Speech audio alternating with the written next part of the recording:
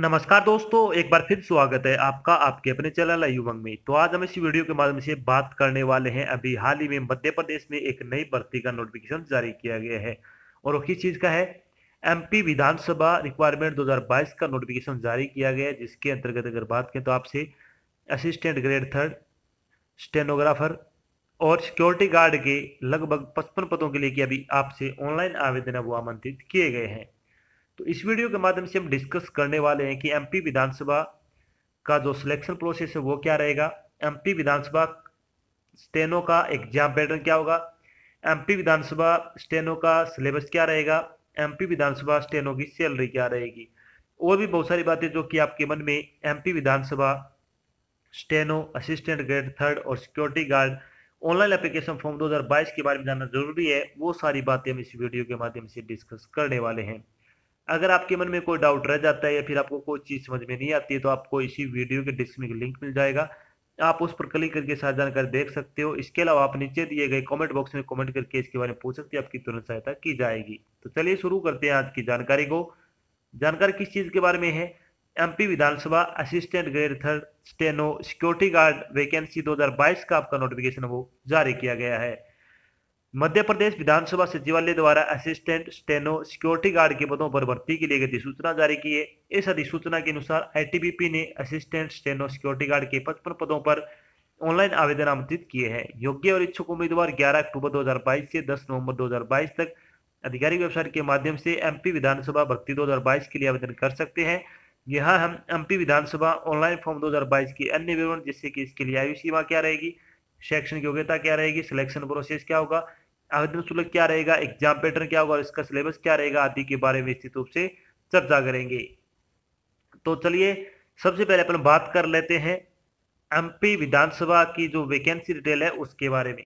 Vacancy detail के बारे में अगर बात करें तो सबसे पहले बात करते हैं असिस्टेंट ग्रेड थर्ड के लिए, जिसकी अगर बात करें तो जनरल कैटेगरी के लिए 9 पोस्ट है, ईडब्ल्यूएस के लिए 5 पोस्ट है, ओबीसी के लिए 13 पोस्ट है, एससी के लिए 4 पोस्ट है और एसटी के लिए 9 पोस्ट है। इसके लिए अगर बात करें तो असिस्टेंट ग्रेड के लिए ग्रेड थर्ड के लिए टोटल 40 पदों के लिए आपसे ऑनलाइन आवेदन है वो मांगे गए हैं।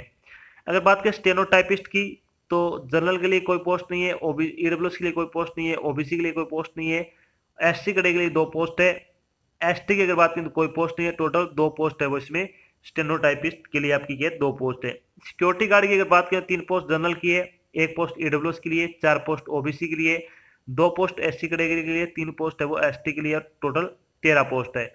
इस तरह से टोटल आपसे क्या है 55 पदों के लिए अभी ऑनलाइन आवेदन है वो मांगे गए हैं एमपी विधानसभा में, जिसके अंतर्गत अगर बात करें तो असिस्टेंट गार्ड की 40 पोस्ट है और स्टेनोटाइपिस्ट की 2 पोस्ट है, सिक्योरिटी गार्ड की 13 पोस्ट है।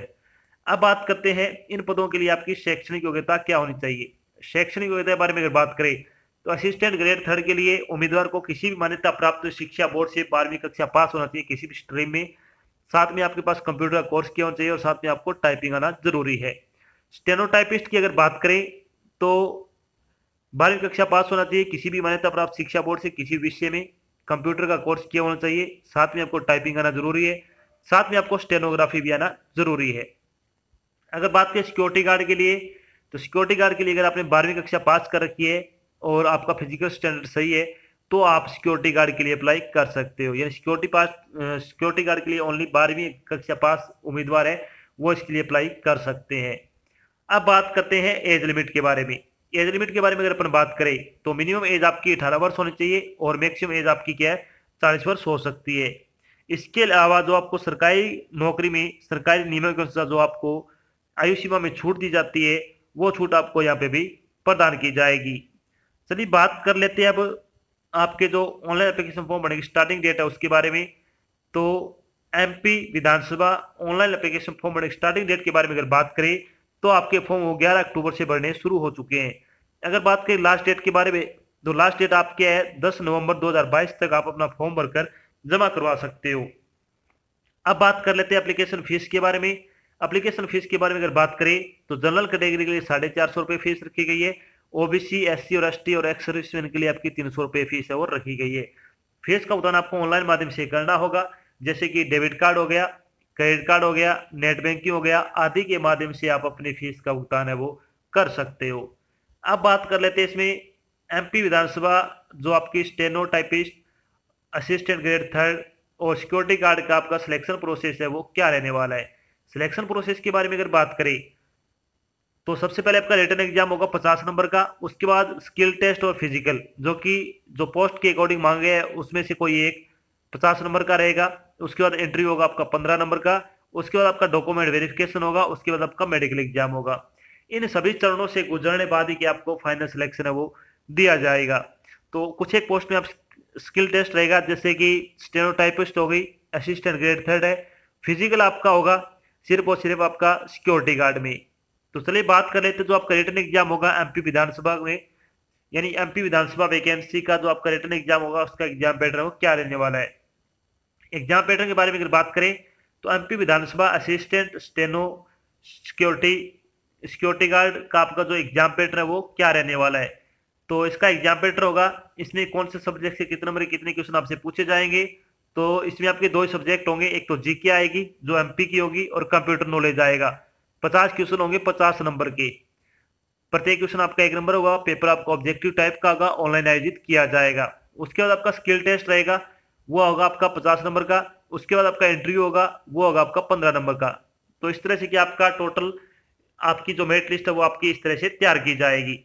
अब बात कर लेते हैं जो आपका पेपर होगा उसके पेपर के बारे में। तो लिखित परीक्षा ऑनलाइन आयोजित की जाएगी। प्रश्न पत्र में कुल 50 प्रश्न होंगे, प्रत्येक प्रश्न 1 नंबर का होगा। लिखित परीक्षा वो 50 अंकों की होगी, यानी 50 अंकों के 50 क्वेश्चन आपसे पूछे जाएंगे। अब बात कर लेते हैं इसमें सिलेबस के बारे में। तो MP Vidhansabha assistant grade third stenographer typist और सिक्योरिटी गार्ड का आपका जो सिलेबस क्या रहेगा उसके बारे में अगर बात करें तो जीके के बारे में बात करते हैं। सबसे पहले जीके के बारे में अगर बात करें तो history of Madhya Pradesh and contribution of Madhya Pradesh in the freedom struggle, geography, water mineral resource, climate and physical condition से संबंधित क्वेश्चन आएंगे। Literature, music, dance, arts and culture of Madhya Pradesh संबंधित क्वेश्चन पूछे जाएंगे। Economic, forest and agriculture of Madhya Pradesh संबंधित question आएंगे। Administrative structure of Madhya Pradesh से संबंधित क्वेश्चन पूछे जाएंगे। इसके अलावा local government and Panchayati Raj से संबंधित आपके क्वेश्चन इसमें पूछे जाएंगे।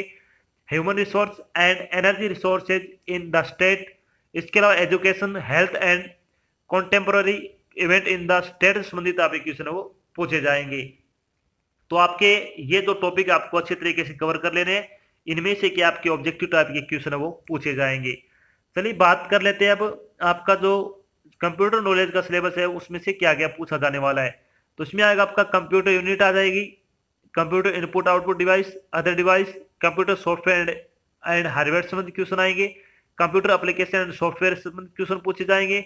MS Word, MS Excel, MS PowerPoint संबंधित क्वेश्चन आएंगे। कंप्यूटर लैंग्वेज और इंटरनेट संबंधित आप क्वेश्चन इसमें पूछे जाने वाले हैं। तो ये टॉपिक आपको अच्छे तरीके से कवर कर लेने हैं, जिसमें से अगर बात की तो ये दोनों पार्ट मिला के आपके 50 नंबर की आपकी क्या पूछे जाएंगे। जब आपका रिटन एग्जाम क्लियर हो जाएगा तो उसके बाद आपका क्या है स्किल टेस्ट आयोजित किया जाएगा। स्किल टेस्ट में अगर बात करें तो आपका जो असिस्टेंट ग्रेड थर्ड है और स्टेनोटाइपिस्ट है उसमें आपका जो टाइपिंग टेस्ट होगा और स्टेनोग्राफी टेस्ट रहेगा। यानी टाइपिस्ट में अगर बात करें स्टेनोग्राफी टेस्ट रहेगा और असिस्टेंट में आपका ओनली जो आपका टाइपिंग टेस्ट है वो लिया जाएगा, और जो आपका टाइपिस्ट है या स्टेनोटाइपिस्ट उसमें आपकी क्या है स्टेनोग्राफी का भी टेस्ट है वो आपको साथ में लिया जाएगा। अब बात कर लेते हैं इसमें जो आप जब आपका फाइनल सिलेक्शन हो जाएगा तो आपकी सैलरी क्या रहेगी। सैलरी बारे में अगर अपन बात करें तो असिस्टेंट ग्रेड थर्ड की सैलरी बारे में अगर बात करें तो आपकी सैलरी है वो 31,900 रुपए से लेकर 62,000 रुपए पर मंथ के हिसाब से आपको सैलरी दी जाने वाली है।